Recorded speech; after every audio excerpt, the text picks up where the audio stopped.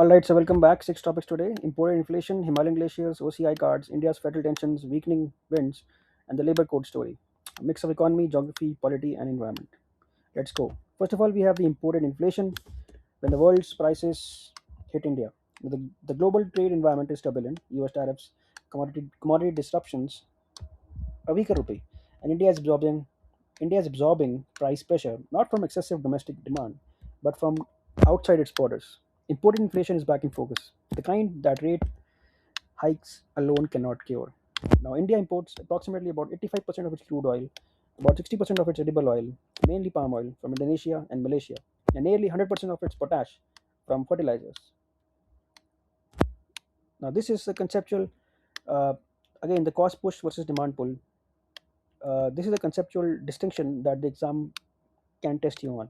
Now, demand pull inflation rises when consumers spend too much. The classic case where rate hikes work, more borrowing, expensive, slow spending, school prices. Imported inflation is cost push. The prices rise comes from the supply side. Inputs cost more because not because Indians are spending recklessly, but because global crude is expensive. Rate hikes cannot make Arabian oil cheaper, right? In fact, if the RBI hikes rates aggressively during a global commodity shock, it risks killing domestic growth without fixing the price problem. WPI versus CPI. Why WPI rises first? Now, the WPI, or the Wholesale Price Index, is more sensitive to imported commodities because it captures prices at the factory gate, early in the supply chain. When crude rises, WPI's fuel component spikes immediately. The CPI, Consumer Price Index, picks up some same shock 6 to 12 months later as the cost works through the supply chains to reach retail shelves. Now, the cost push versus demand pull, the core conceptual distinction. Rate hikes work for demand pull, not cost push. WPI versus CPI. WPI captures import shock first, 6 to 12 months CPI lag. Then we have the exchange rate pass through, 10% rupee depreciation, about 1 to 1.5% WPI rise. Then we have the strategic petroleum reserve, which is 5.33 MT, 9 days import cover. Then we have the MEOP, or the National Mission on Edible Oil Palm, 2021, reduces edible oil import dependence. And then we have the flexible inflation targeting, 4% CPI plus minus 2%. MPC framework since 2016, RBI's mandate. Then we have the hanging glaciers of the Himalayas, a faster, deadlier hazard. Himalayan glaciers are retreating. That much is well known. What is less discussed is the specific danger posed by the hanging glaciers. Glaciers perched on the steep cliffs faces that fail suddenly and completely, creating ice rock avalanches, not the slow melt or lake burst events India's disaster systems were designed to handle. Now, hanging glacier versus valley glacier versus GLOF, the three types. A valley glacier flows slowly down a slope and melts at its snout. You can track its retreat year by year by satellite.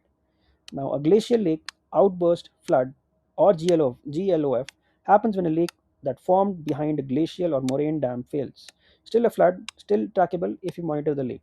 A hanging glacier is different. It is perched on a vertical cliff face held in place by a frozen rock, permafrost. So when the permafrost thaws and the bond weakens, the entire glacier can detach in minutes. On the morning of February 7, 2021, a hanging glacier on the Ronti Peak in Uttarakhand detached and fell. The ice rock mass hit the Rishiganga Valley at enormous speed, instantly destroying the 13 megawatt Rishiganga hydropower plant and tearing through the tunnel of the NTPC's under construction Tapovan Vishnugad project, a 520 megawatt plant representing a 2800 crore investment that was 75% complete. Now, the mechanism matters. The climate change is warming the Himalayas at roughly double the global average rate. This warming thaws the permafrost, permanently frozen ground and rock, that acts as glue between a hanging glacier and the cliff face it rests on. As permafrost weakens, hanging glaciers become increasingly unstable. So, Chamoli 2021 is February 7, Ronti Peak, 204 deaths, NTPC Tapovan destroyed. ICIMOD, International Center for Integrated Mountain Development, Kathmandu, HKH assessments. Then HKH is the Hindu Kush Himalaya, third pole, feeds 12 major Asian rivers, 1.9 billion people. GLOF is the Glacial Lake Outburst Flood, South Lonak, Sikkim, October 2023. Then we have the permafrost thaw, which is the key mechanism, weakens rock ice pond, accelerating with climate change. And India glacier count, 9,500 glaciers. Then we have the OCI cards, or the what India gives its diaspora. Now, the OCI cards, or the overseas citizen of India, are back in discussion, partly because of debates about cancellation powers, diaspora voting rights, and the increasingly active role of the Indian diaspora in international politics. The first thing to know, OCI is not a dual citizenship, despite what the name suggests. Now, an NRI non resident Indian is an Indian citizen who lives abroad.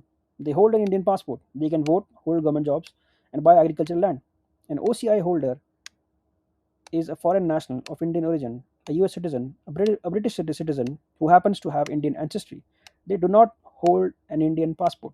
They cannot vote in Indian elections, cannot hold constitutional offices, and cannot buy agricultural land. So, Article 9 of the Constitution is the reason.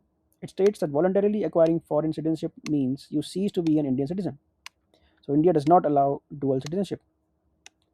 Now, OCI holders cannot vote, cannot stand for election, cannot join the IAS, and cannot buy the farmland. Section 70 of the Citizenship Act 1955 allows the central government to cancel an OCI card if the holder shows disaffection towards the Constitution. Now, this power has been used or threatened against diaspora members who participated in political protest abroad. Article 9 is the voluntary foreign citizenship. Loss of Indian citizenship. India does not allow dual citizenship. Section 7A to 7D. Citizenship Act 1955. OCI legal basis. Introduced to 2005. PIO merged 2015. OCI versus NRI. NRI holders NRI holds Indian passport. OCI does not. 4.4 million OCI holders. India's diaspora 32 million, largest in the world. And Pravasi Bharati Divas is January 9, since 2003. India remittances around $125 billion, fiscal year 2024, world's largest recipient. Then we have the federalism versus nationalism, India's permanent constitutional tension. Now, India's federal unitary balance is under pressure on multiple fronts simultaneously. Delimitation that may reduce southern states' parliamentary representation, language policy disputes, governors withholding assent on bills for years, and GST devolution disputes. The questions this raises is not new, but it is sharper than it has been in decades. Article 1 says that India, that is Bharat, shall be a union of states. The Constituent Assembly deliberately avoided the word federation. Unlike the United States, where states join the union voluntarily and theoretically retain residual sovereignty, India states were created by the union. Many of them didn't even exist in their current form before the States Reorganization Act of 1956.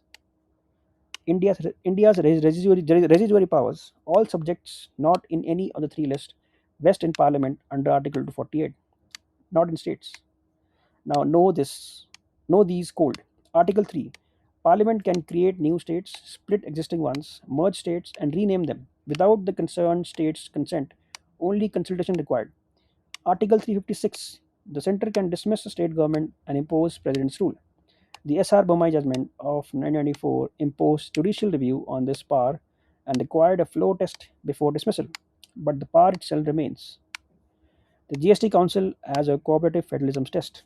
The GST Council, created by Article 279A, inserted by the 101 Amendment in 2016, is the most significant federal experiment in India's fiscal history. States gave up their autonomous indirect taxes, VAT, octroi, entry tax. The center gave up central sales tax. Together they formed a shared body where both center and states must agree on rates. In practice, the center has de facto veto. Article 1, Union of States, states cannot secede.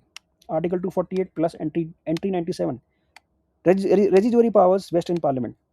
Article 3, Parliament can alter state boundaries. Only consultation, not consent. S.R. Bommai 1994. Supreme Court limited Article 356 misuse. Floor test required. Sarkaria Commission. Governor reform. Interstate Council activation. GST Council. Cooperative Federalism's flagship institution. 101 Amendment 2016. Then we have the weakening wind, global stilling, and what it means for India. Studies are tracking a phenomenon called global stilling, a measurable decline in the average surface winds globally, documented since the late 1970s. For India, this is not just an atmospheric curiosity. It threatens both the economics of its wind energy sector and the reliability of the South Asian monsoon.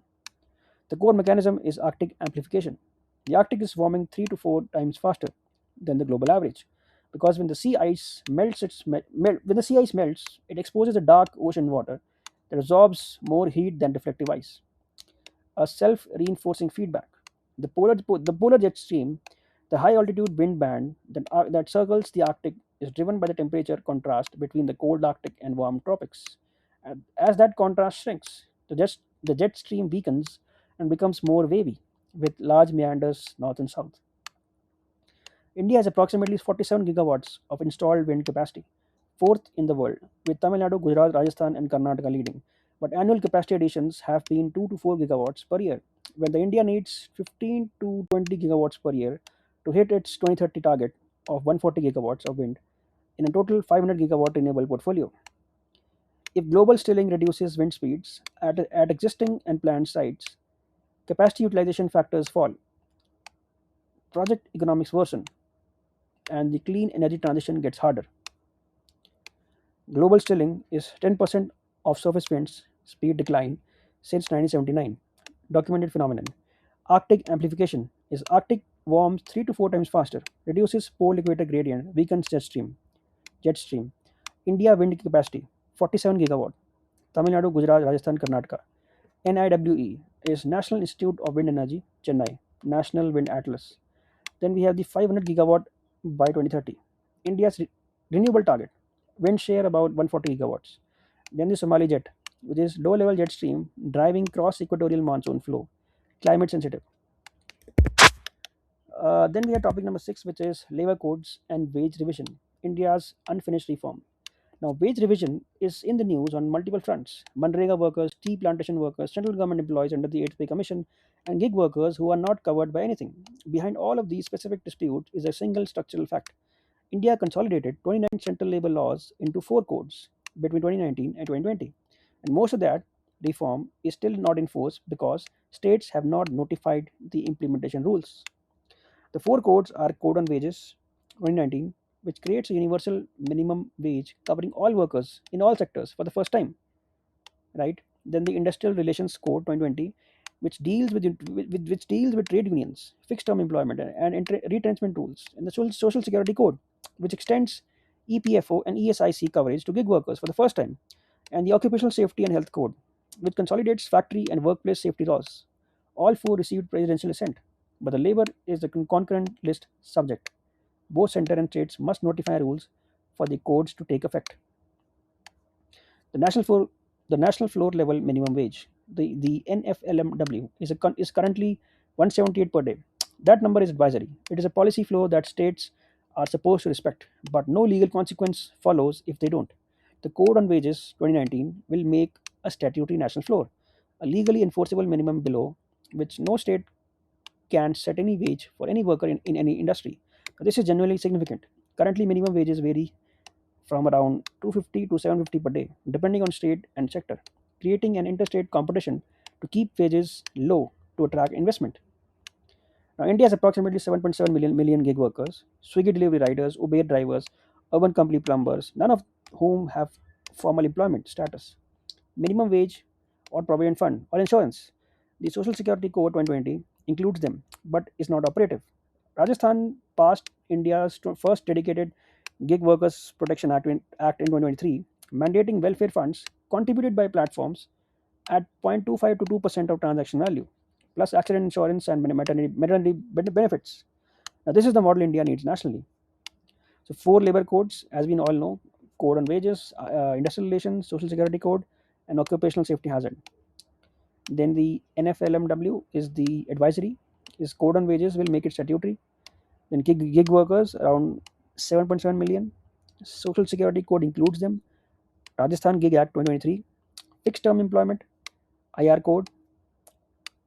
Full statutory benefits, parity with permanent workers. And 8th CPC, which is constituted January 2025, affects 5 million central government employees. And labor in Constitution, which is concurrent list. Article 43. Article 43A, worker participation. And that's all 6: imported inflation, Himalayan glaciers, OCI cards, India's federal tensions, weakening winds, and labor reform. All of them are, important. So stay consistent and see you tomorrow. Thank you.